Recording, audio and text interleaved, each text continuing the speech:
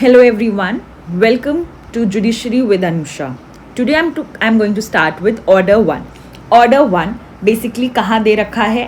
First schedule में दे रखा है. ऑर्डर 1 किस चीज़ को डील करता है? पार्टीज टू सूट को डील करता है. ऑर्डर्स में होते हैं रूल्स. तो ऑर्डर 1 में कितने रूल्स हैं? ऑर्डर 1 में रूल्स हैं 13 रूल्स हैं. ये सब कुछ ऐसी बेसिक चीज़ें जो आपको पता होनी चाहिए. और सबसे इम्पॉर्टेंट चीज़ होती है जो मैं बार बार कहती हूँ कि इंडेक्स. तो मैंने इंडेक्स ऑर्डर के साथ ही प्लेस कर दिया जिससे कि हमारे लिए थोड़ा इजी हो टू अंडरस्टैंड कि ये ऑर्डर 1 क्यों इम्पॉर्टेंट हो जाता है. क्योंकि इस ऑर्डर 1 में हमें बेसिकली समझाया जाता है कि सूट में पार्टीज कौन होंगी. तो आपने प्लेंटिफ के बारे में सुना होगा, आपने डिफेंडेंट के बारे में सुना होगा. तो ये बेसिकली बात करते हैं कि अगर एक प्लेंटिफ और एक डिफेंडेंट है तो कोई बात ही नहीं है. लेकिन अगर एक से ज़्यादा प्लेंटिफ है या एक से ज़्यादा डिफेंडेंट है तब क्या होना है. सो रूल 1 बेसिकली सेज कि who can be joined as plaintiffs, there's an S, who can be joined as defendants. Now इसके अंदर मैंने हाईलाइट कर दिया है कि जो आपके सबसे इंपॉर्टेंट रूल्स हैं, मतलब इसको तो फोकस करना ही करना है. आपने सुना होगा रिप्रेजेंटेटिव सूट के बारे में. So order 8 basically talks about representative suit. Very important, mains के लिए तो बहुत ही ज़्यादा इंपॉर्टेंट है और प्रीलिम्स में भी क्वेश्चंस आते हैं. फिर आता है misjoinder and non-joinder of parties. There are two types of parties, एक necessary party and proper party. हम हर चीज़ को डील करेंगे, मैं आपको एक्सप्लेन करूँगी. आप चाहो तो वीडियो पॉज कर करके नोट्स लिखते जाना. Now striking off parties, adding of parties, ये भी बहुत इंपॉर्टेंट है. So let's move forward. अब who may be joined as plaintiff. तो वो सभी लोग प्लेंटिफ में एज अ प्लेंटिफ ज्वाइन कर सकते हैं जिनका एनी राइट टू रिलीफ, कोई ऐसा राइट जिसका रिलीफ है और वो अराइज हो रहा है कोई सेम एक्ट से, कोई सेम ट्रांजैक्शन से या कोई सेम सीरीज ऑफ एक्ट से, alleged to exist in such persons whether, अगर उनको जॉइंटली, सेवरली या इन दी ऑल्टरनेटिव भी करेंगे तो कॉमन क्वेश्चन ऑफ लॉ और फैक्ट अराइज करेगा अगर वो सभी लोग एक सेपरेट सूट लेकर आएंगे. यही चीज़ अगर आप रूल 3 में भी पढ़ो कि ऑल पर्सन्स, उनको हम ज्वाइन करेंगे एक ही सूट में एज डिफेंडेंट्स अगर कोई राइट या relief arise out of the same act या ट्रांजैक्शन या सीरीज ऑफ एक्ट और transaction is alleged to exit against such person, again whether jointly, severally or in alternative. और अगर ये सारे सूट सेपरेटली ब्रॉट आउट हुए तो क्या होगा, कॉमन क्वेश्चन ऑफ लॉ और फैक्ट वुड अराइज. इसीलिए कोर्ट क्या करती है कि ऐसे सारे प्लेंटिव और डिफेंडेंट्स को कंबाइन कर देती है. लेकिन दिस इज नॉट मतलब कि फिक्स्ड रूल कि ऐसा ही होएगा. नो, रूल 2 एंड रूल 3 ये basically power of the court है for separate trial. So where it appears to the court that any joinder of plaintiff may embarrass or delay the trial of the suit, the court may put the plaintiff to the election or order separate trial or make such order as may be expedient. तो basically वो एक rule है, but that is not a rule कि यही होना है. उसका exception भी है. अगर कोर्ट चाहेगा और उसको लगेगा कि डिले हो रहा है या प्रॉपर ट्रायल नहीं हो पाएगा तो फिर वो सेपरेट ट्रायल्स के लिए भी कह सकते हैं. सेम वे रूल 3 ये भी यही कहते हैं, where it appears to the court कि अगर हम जॉइंडर ऑफ डिफेंडेंट्स कर रहे हैं तो वो एम्बैरस और delay the trial of the suit हो रहा है, द कोर्ट में ऑर्डर सेपरेट ट्रायल. तो बेसिकली जो ये रूल्स है ना, सारे रूल्स पढ़ने इंपॉर्टेंट नहीं है लेकिन एक बेटर अंडरस्टैंडिंग हो जाती है आपको जब आप इसको धीरे धीरे पढ़ते हो. इसीलिए एक ऑर्डर को एक दिन का समय दो. अगर आपके पास सफिशिएंट टाइम है प्रिपरेशन को तो ऐसे ही सीपीसी पढ़ो तो आपको सीपीसी बहुत आसान लगने लगेगी. अब रूल 4 क्या कह रहा है, कोर्ट में गिव जजमेंट. अब जब कोर्ट जजमेंट दे रहा है ना तो वो फॉर और अगेंस्ट वन और मोर ऑफ जॉइंट पार्टी. ज़रूरी नहीं है कि जो कोर्ट जजमेंट दे वो सारे ही डिफेंडेंट्स के लिए दे दे या जो वो रिलीफ दे वो सारे ही प्लेंटिफ्स के लिए दे दे. उन्हें उन लोगों में जो ज़्यादा मतलब लगेगा अप्रोप्रिएट उस रिलीफ के लिए या उस पनिशमेंट के लिए उसी अकॉर्डिंग देंगे. Judgment may be given without any amendment for such one or more of the plaintiff as may be found to be entitled to the relief. तो कोर्ट जैसे 5-6 प्लेंटिफ है तो कोर्ट उन्हीं प्लेंटिव्स को रिलीफ देगी जिसको कोर्ट को लगता है, कोर्ट फाउंड कि उनको हाँ रिलीफ मिलना चाहिए. फॉर सच रिलीफ ही और दे में बी इंटाइटल्ड. देखिए ही या तो एक ही इंसान को दे सकते हैं या फिर 2-3 लोगों को दे सकते हैं. ज़रूरी नहीं कि जितने प्लेंटिव उन सबको ही रिलीफ मिलेगा, क्योंकि ये चीज़ का आप अगर एक ऑब्जेक्टिव समझो, क्योंकि ज़रूरी नहीं है कि हर पर्सन रिलीफ को इंटाइटल्ड हो. तभी कीपिंग इन माइंड कि डिले ना हो जाए ट्रायल, तो हम इसकी सेपरेट ट्रायल्स भी करते हैं. सेपरेट क्यों करें? अगर सभी को रिलीफ देना होता तो सबको इकट्ठा ही कर लेते. कीपिंग इन माइंड कि हर पर्सन कितना कैसे जुड़ा है, क्या रिलीफ क्या सॉर्ट कर रहा है, कितना इन्वॉल्वमेंट था, कितना उसको डैमेज हुआ, उसके अकॉर्डिंग होता है. नाउ अगेंस्ट सच वन और more of the defendant as may be found liable. तो मतलब जैसे अब आप आंसर राइटिंग करते हो ना, तो इट इज़ वेरी इंपॉर्टेंट कि आप ये सब वर्ड्स को देखो कि प्लेंटिफ के लिए क्या वर्ड हुआ है कि found to be entitled to relief. Defendant के लिए क्या हुआ है? As found to be liable. तो according to their respective liabilities, defendant according to their respective liabilities उनको लाइबल करा जाएगा. ज़रूरी नहीं है कि हर डिफेंडेंट को लाइबल किया जाए, कुछ को ज़्यादा किया जाएगा, कुछ को कम किया जाएगा, कुछ को बिल्कुल भी नहीं किया जाएगा. ऐसा आपका रूल 4 कह रहा है. तो रूल 4 इंपॉर्टेंट है नहीं, बट रूल 4 एक आपकी फाउंडेशन क्रिएट कर रहा है. Now rule 5, it shall not be necessary that every defendant shall be interested as to all the reliefs claimed in any suit against him. ज़रूरी नहीं है. यही सेम ऑर्डर 4 किसकी बात कर रहा था? जजमेंट की बात कर रहा था. रूल 5 किसकी बात कर रहा है? Relief against the defendants. तो ज़रूरी नहीं है कि सारे ही डिफेंडेंट्स रिलीफ दें. कोर्ट किसी एक को डायरेक्ट कर सकता है, 2 को डायरेक्ट कर सकता है. नाउ रूल 7 बेसिकली ये कहता है कि when plaintiff is doubt from whom redress to be sought, where the plaintiff is in doubt as to the person from whom he is entitled to obtain redressal, he may join 2 or more defendant in order that the question as to which of the defendant is liable or to what extent may be determined as between all parties. तो basically अगर वो confusion में तो वो सारे defendants को join कर ले, फिर it will be up to the court to decide कि हाँ ये लाइबल है, ये नहीं, ये इतना गिल्टी फाउंड हुआ, ये इतना नहीं. तो आप क्या कर सकते हो? रूल 4, 5 एंड 7 को एक साथ रीड कर सकते हो.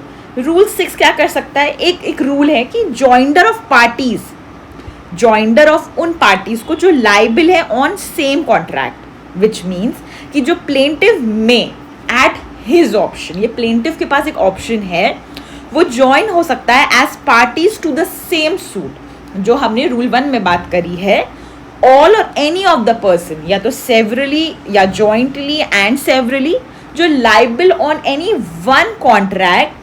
और उस कॉन्ट्रैक्ट में ये लोग ने क्या क्या इंक्लूड किया है? Bill of exchange, hundis and promissory notes. तो प्रीलिम्स में क्या क्वेश्चन आ सकता है कि एक कॉन्ट्रैक्ट में और क्या क्या चीज़ें इंक्लूडेड है. तो आपको बस इतना नोट करना है कि one contract which includes parties to bill of exchange, hundis and promissory note. ये आपका एक प्रीलिम्स का क्वेश्चन हो सकता है. आई होप ये इतना क्लियर है आपको. अब आता है सबसे important, that is representative suit. देखो मैंने क्या किया है, मैंने एक जैसे होता है ना एसेंशियल कहीं बाहर से नहीं निकलते हैं, आपके इसी से आप रीड करते हो और आप एसेंशियल्स निकालते हो. तो रूल 8 सबसे पहले तो बहुत ही इंपॉर्टेंट है कि आप ये चीज़ समझो कि rule 8 talks about representative suit. ठीक ना, one person may sue or defend or on behalf of all in same interest. तो रूल 1 बेसिकली सब रूल 1 क्या कहता है? where there are numerous person. तो सबसे पहला आपका एसेंशियल पॉइंट रिप्रेजेंटेटिव सूट का क्या होगा कि बहुत सारे लोग होने चाहिए, numerous persons, and all those numerous persons should have the same interest एक ही सूट के अंदर. Second essential is that there has to be the same interest in that one suit. Now very important, जो इसका clause A है basically क्या कह रहा है कि वन और more of such persons court की परमिशन ले सकते हैं कि हमें दैट स्यू और to be sued or may defend such suit on behalf of or for the benefit of all person so interested. तो उनमें से 2-3 लोग जा सकते हैं कोर्ट के पास और कह सकते हैं कि हम सबके बिहाफ पर ये रिप्रेजेंटेटिव सूट लेकर आना चाहते हैं, कोर्ट से परमिशन ले सकते हैं, ईदर प्लेंटिफ और डिफेंडेड.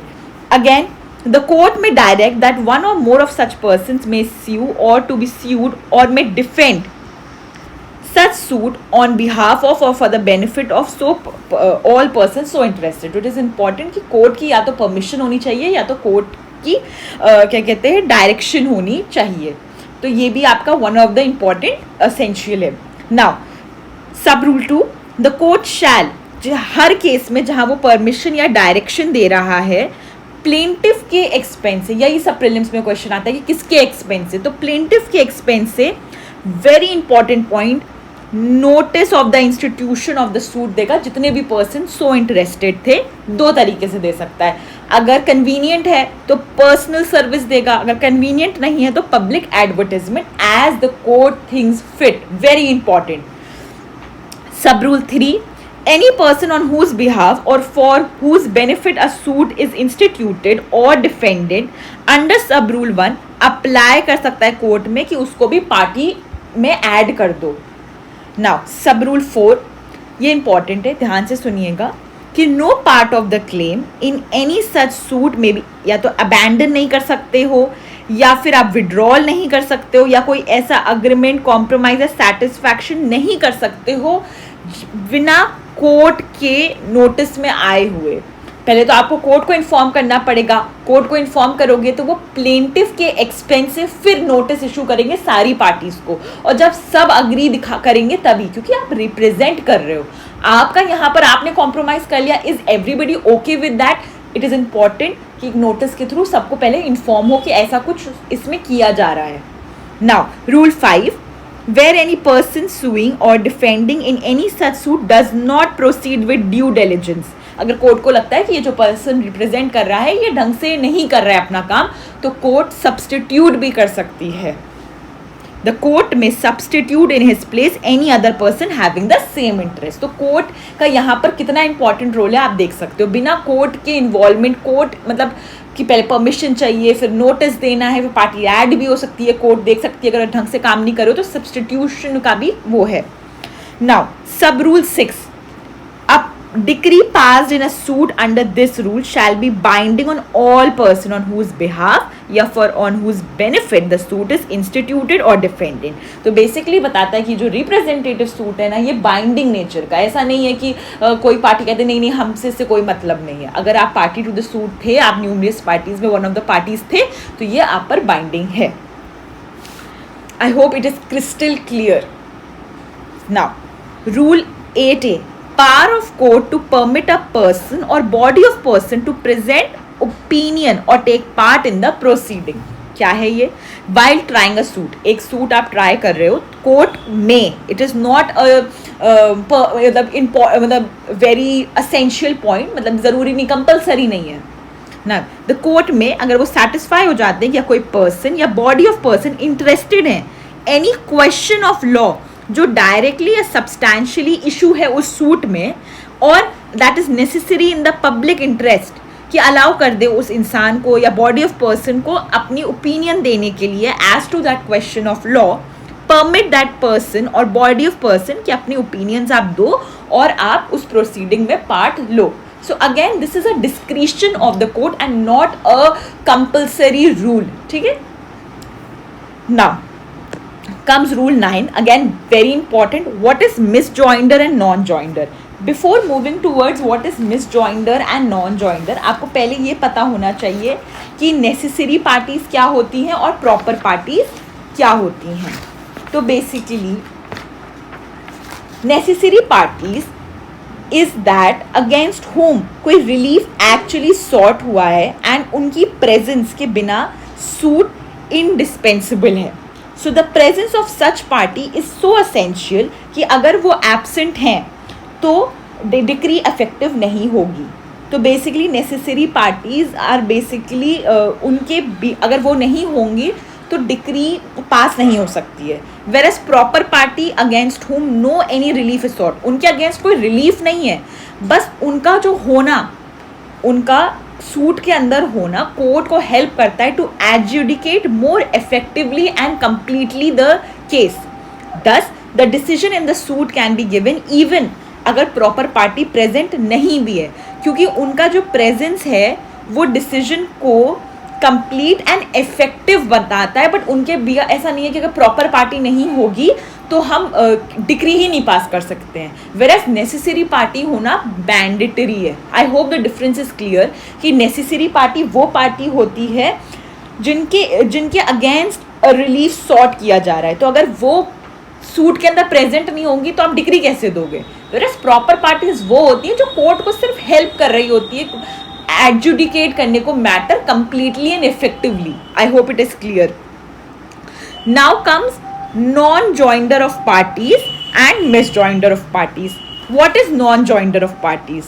कि every person required to be made party in the suit. जो आपने रूल 1 और रूल 3 में पढ़ा कि ये सब लोगों को आपको ज्वाइन करना था, must be made party in the suit. और अगर ऐसे लोग नहीं जुड़ते हैं सूट में उनको कहते हैं non-joinder of the parties.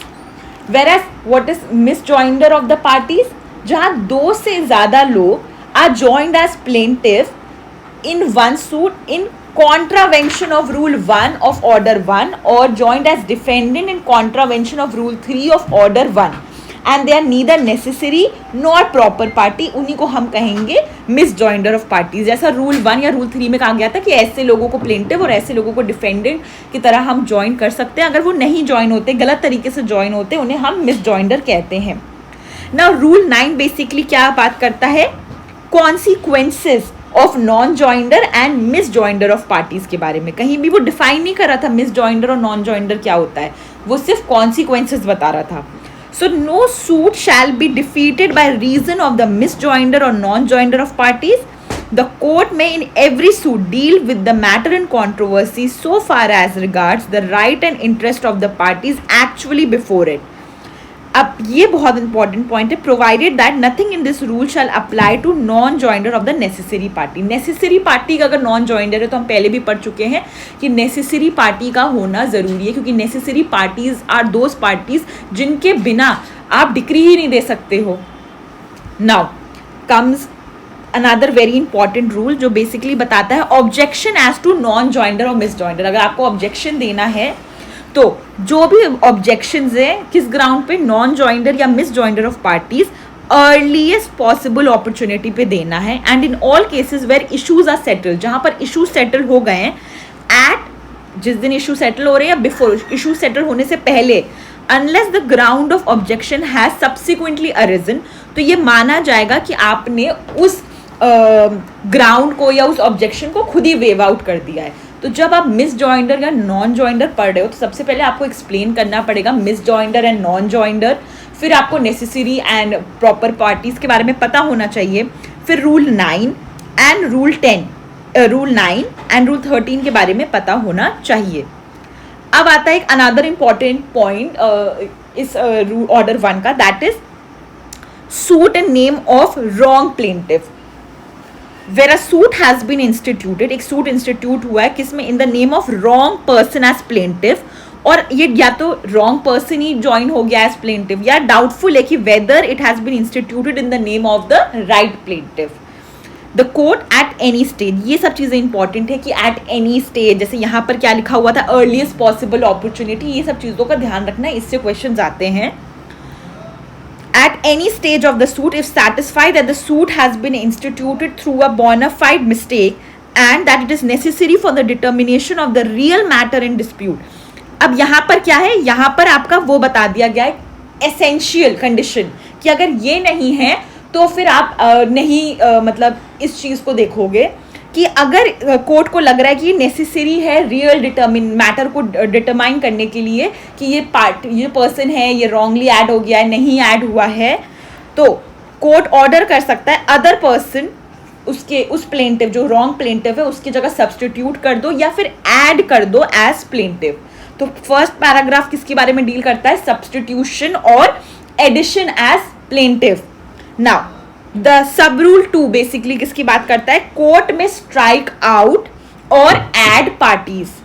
The court may again at any stage of the proceeding either upon or without the application of either party, जरूरी मतलब वो खुद से suo motu भी कर सकता है या application of the party, or on such term as may appear to the court to be just, order the name of any party जो भी improperly join हुए हैं, whether as plaintiff or defendant, be struck out, and that the name of any person who ought to have been joined, whether as plaintiff or defendant, or whose presence before the court may be necessary in order to enable the court effectively and completely to adjudicate upon and settle all the questions involved in the suit be added. तो basically अब court क्या कर सकता है, या तो remove कर सकता है, स्ट्राइक कर सकता है, सब्सटीट्यूट कर सकता है, या ऐड कर सकता है eight any stage of the proceeding any party, name of the party जो इम्प्रॉपरली ज्वाइन है, स्ट्रक कर सकते हैं या फिर उनको ऐड कर सकते हैं जिनको कोर्ट को लगता है कि उनका होना नेसेसरी है for effectively and completely adjudicating and settling all questions involve be added. तो आपको बेसिकली ये पता होना चाहिए कि कोर्ट कब सब्सटीट्यूट कर सकता है, कोर्ट कब कब ऐड करेगा, कोर्ट कब स्ट्राइक करेगा. The three things that the court can do with the parties. Now comes no person shall be added as plaintiff suing without a next friend or a next friend of a plaintiff under the disability without his consent. ये rule आप तब समझोगे जब आप minor या next friend वाला concept समझोगे. अब आता है where plaintiff is added, when plaintiff added and plain to be amended. Very important. Where a plaintiff is added and the plain shall unless the court otherwise direct, जहाँ पर defendant add हुआ है, be amended in such manner as may be necessary, and amended copies of the summon of the plaint shall be served to the defendant. अभी जब हम plaint पढ़ेंगे तभी एक रूल है कि प्लेंट को आपको उतनी कॉपीज निकालनी पड़ेगी जितने डिफेंडेंट होंगे. तो अगर आप प्लेंटिव एकदम से ऐड हो गया है तो इस केस में क्या होगा कि आपको अमेंडमेंट तो करने ही पड़ेंगे जहाँ जहाँ नेसेसरी है उस डिफेंडेंट का नाम डालने के लिए, और वही amendment copies of the summon और प्लेंट सर्व होंगे न्यू डिफेंडेंट को भी, subject to the provision of the Indian limitation act 1877. अभी तो ये अपडेट हो गया है, तो जो सेक्शन है वो भी अपडेट हो गया होगा. The proceeding as against any person added as defendant shall be deem to have begin only on the service of the summon. जब उसे सर्विस ऑफ द समन था तभी से उसका लिमिटेशन पीरियड स्टार्ट होएगा. Now power of court to request any pleader to address it. तो basically ये एक लीगल एड का पावर आप कह सकते हो कि कोर्ट में उनका डिस्क्रिशन है, रिक्वेस्ट कर सकते हैं किसी प्लीडर को to address it as to any interest which is likely to be affected by its decision on any matter in issue if the party having the interest which is likely to be affected, कि वो basically pleader के लिए कह सकते हैं. कुछ भी conduct of the suit है कोर्ट इस चीज़ पे कर सकता है. कोर्ट इज़ द पर्सन जो conduct of the suit deem proper है, उसको बता सकता है कि आपको ऐसा करना चाहिए, आपको ऐसा करना चाहिए. अब appearance of one of several plaintiffs or defendants for others, जैसे अभी आपने रूल 1 और रूल 3 में पढ़ा, तो ये क्या बता रहा है, where there are more plaintiffs than one and one और more of them have been authorized by any other of them to appear, plead or act for such order in any proceeding in like manner where there are more defendant. तो basically ये भी हो सकता है, जैसे आपने rule 1 और rule 3 में पढ़ा ना कि प्लेंटिव्स और डिफेंडेंट एक से ज़्यादा हो तो उनमें कोई ऑथराइज कर सकता है कि अगर कभी भी मैटर हो तो तुम चले जाना, तो ये भी हो सकता है. Now in the next class will be dealing with order 2, और अगर ऑर्डर 1 को एक बार रिवाइज भी करेंगे और ये जो पॉइंट इंडियन लिमिटेशन एक्ट का है ये भी क्लियर करेंगे. Thank you everyone.